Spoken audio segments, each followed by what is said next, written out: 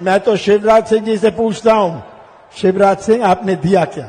आपने महंगाई दी, आपने बेरोजगारी दी, आपने कोरोना की मौत दी, भर्ती घोटाले दिए, माफिया राज दिया।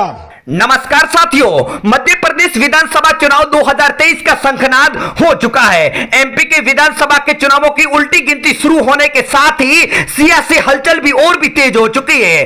कांग्रेस पार्टी दल बदल से फायदा होने की उम्मीद कर रही है, तो भारतीय जनता पार्टी कांग्रेस की गुटबाजी से अपना फायदा तलाश रही है। लेकिन इस बार एमपी की जनता किस पार्टी को अपना आशीर्वाद देने वाली है, यह आने वाले चुनावी नतीजे तय करेंगे। लेकिन कांग्रेस और बीजेपी के बीच में मचे इस सियासी घमासान में इस बार किस पार्टी को ज्यादा फायदा होने वाला है, तो पूरी रिपोर्ट देखिए इस वीडियो के माध्यम से। क्योंकि एमपी के विधानसभा के चुनावों से पहले जो ओपिनियन पोल ने आंकड़े जारी किए हैं, बेहद ही चौंका देने वाले हैं। क्योंकि मध्य प्रदेश के विधानसभा के चुनाव में इस बार बड़ा उलटफेर देखने को मिलने वाला है। मध्य प्रदेश के विधानसभा के चुनाव में कांग्रेस और बीजेपी के बीच में मचे इस सियासी घमासान का ज्यादा लाभ किस पार्टी को मिलने वाला है, तो इसको लेकर के दोनों ही पार्टियां पूरी ताकत एमपी के चुनाव जीतने को लगा रही है। जहां पर एक तरफ कांग्रेस पार्टी दल बदल में विश्वास रख रही है, तो बीजेपी कांग्रेस पार्टी की गुटबाजी को लेकर के खुद का फायदा होने की बात कह रही है। इस बार के विधानसभा के चुनावों को लेकर के अभी से ही एमपी का सियासी घमासान और भी शुरू हो चुका है। चुनाव में जीत हासिल करने के लिए भारतीय जनता पार्टी और कांग्रेस पार्टी कई लोक लुभावनी बड़ी घोषणाएं कर चुकी है। साथ ही दोनों दल सत्ता हासिल करने के लिए एड़ी से चोटी तक का जोर लगाती हुई नजर आ रही है। दूसरी तरफ पूर्व मुख्यमंत्री कमलनाथ यह दावा कर चुके हैं कि भारतीय जनता पार्टी के कई बड़े दिग्गज नेता कांग्रेस पार्टी के संपर्क में हैं। कमलनाथ विधायक सज्जन सिंह वर्मा को तो यहां तक कह चुके हैं कि इस बार बारिश के मौसम में कांग्रेस पार्टी ज्वाइन करने वाले भारतीय जनता पार्टी के नेताओं की बाढ़ आने वाली है।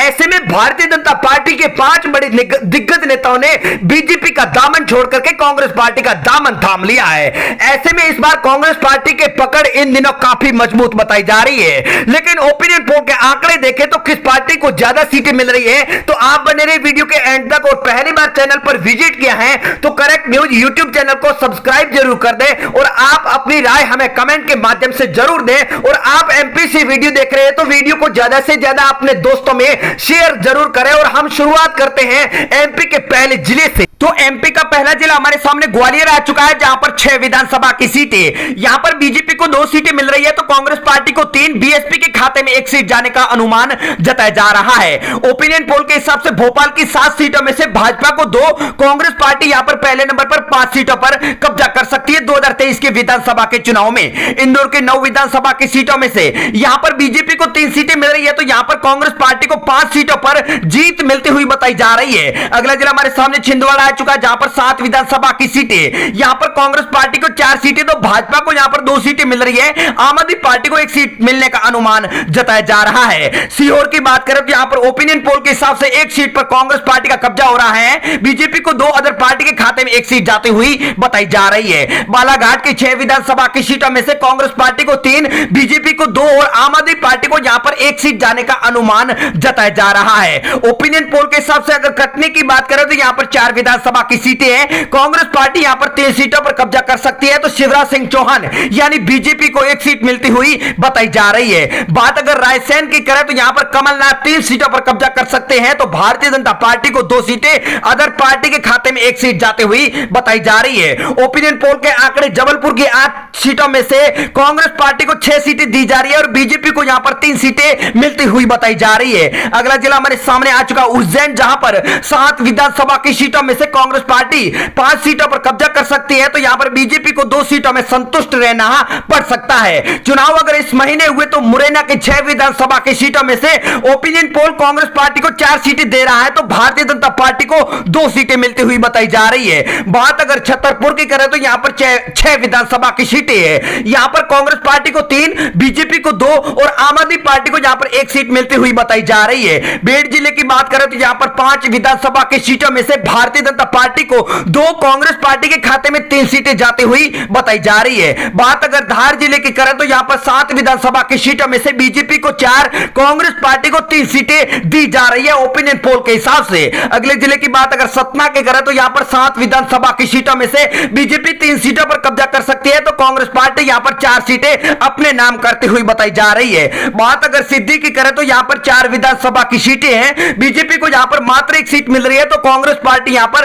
3 सीटों पर कब्जा करते हुए बताई जा रही है। सिवनी के 4 विधानसभा की सीटें हैं, जहां पर बीजेपी को 2 सीटें दी जा रही है, तो कांग्रेस पार्टी यहां पर भी 2 सीटों पर कब्जा कर सकती है। अगला जिला हमारे सामने आ चुका बड़वानी, जहां पर ओपिनियन पोल के आंकड़ों के हिसाब से बीजेपी को 1, कांग्रेस पार्टी को 3 सीटें जाती हुई बताई जा रही है। अगली बात कर लेते हैं साथियों हम सागर जिले की, जहां पर 8 विधानसभा की सीटें हैं। भारतीय जनता पार्टी यहां पर 3 सीटों पर संतुष्ट रह रही है, तो कांग्रेस पार्टी यहां पर 5 सीटों पर कब्जा जमा रही है। शिवपुरी की 5 विधानसभा की सीटों में से बीजेपी को 4, कांग्रेस पार्टी को यहां पर 3 सीटें मिलती हुई बताई जा रही है। अगला जिला साथियों हमारे सामने आ चुका बैतूल, जहां पर 5 विधानसभा की सीटें, बीजेपी को यहां पर भी 2 सीटें मिल रही है, तो कांग्रेस पार्टी यहां पर पहले नंबर पर 3 सीटों पर कब्जा कर सकती है। ओपिनियन पोल के आंकड़ों के हिसाब से विदिशा की 5 में से बीजेपी को 4, कांग्रेस पार्टी को यहां पर मात्र 1 सीट मिलती हुई बताई जा रही है। अगली बात कर लेते हैं राजगढ़ की, जहां पर 5 विधानसभा की सीटों में से बीजेपी को 2, कांग्रेस पार्टी को यहां पर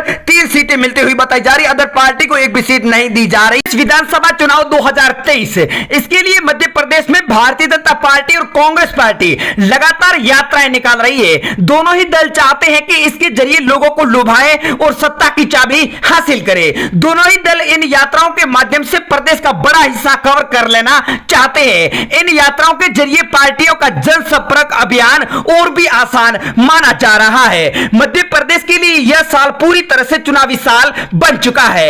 इस चुनावी माहौल में यात्राओं की होड़ भी लग चुकी है। यात्राओं के बहाने राजनीतिक मुनाफे के लिए नेता और पार्टी के कार्यकर्ता लगातार दौड़ लगाते हुए नजर आ रहे हैं। पिछले कुछ महीनों से भारतीय जनता पार्टी और कांग्रेस के बीच एक के बाद एक कई यात्राओं का दौर भी शुरू हो चुका है। इनके बहाने बड़ा क्षेत्र कवर करने की लगातार कोशिशें की जा रही है। सबसे पहले कांग्रेस के पूर्व राष्ट्रीय अध्यक्ष राहुल गांधी की भारत जोड़ो यात्रा के बहाने प्रदेश के मालवा और निमाड़ में 25 से ज्यादा विधानसभा की सीटों को कवर करने की कोशिश की गई है। राहुल गांधी की यात्रा में मध्य प्रदेश के पिछले नवंबर में दाखिल हुई थी। यह यात्रा मालवा निमाड़ अंचल की 380 किलोमीटर का फासला तय किया था। कांग्रेस पार्टी को इस यात्रा के जरिए सत्ता के परिवर्तन की आहट भी सुनाई दे रही है। इसके बाद कांग्रेस पार्टी ने 1464 किलोमीटर की एक पद यात्रा भी निकाली।